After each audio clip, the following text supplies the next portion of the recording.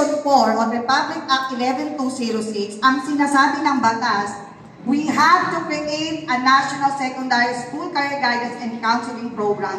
Under NON, this hereby created a national secondary school career guidance and counseling program, CGCP, to be administered by the Department of Education. Tayo ang primary agency in terms of career guidance and counseling program. Wala nang iba. Before, ang primary agency ay ang Department of Labor and Employment, kaya nagkakaroon ng mga capability building.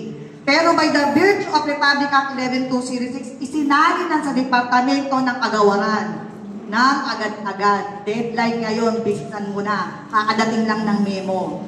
Diba? Sa atin na yan. Hindi na yan masyadong lahat tayo ang magpapacilitate, lahat tayo ang magre-regulate. This program will be implemented. Saan?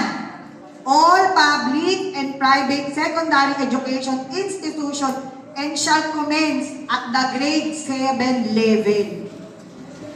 So, yung mga nasa junior, grade 7 level, it shall be prerequisite to senior high school graduation. So, as early as grade 7, meron ka na dapat program. Okay po? The National Secondary School Guidance and Counseling Program will be administered by the Department of Education, sinabi ko po kanina, and commence in grade 7. Okay, yung dalawa pong keyword na ay dapat nating tandaan. Okay. Section 5, ano mang yung CJCP centers na sinasabi dyan? There shall be established a CJCP center in all, not minimum, not selected, not friendly environment, but all secondary school to be headed. Sino ang headed niyan? School administrator who shall be assisted by a trained. Sino yung trained? Kayo.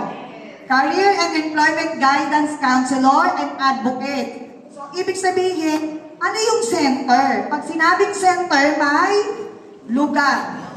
Diba? Hindi mo pwede sabing center eh. Tapos wala kang lugar. So, from the Republic itself, mahihinuha mo or mahahalaw mo na dapat may lugar. Ano ang gamit ng mga lugar na yon?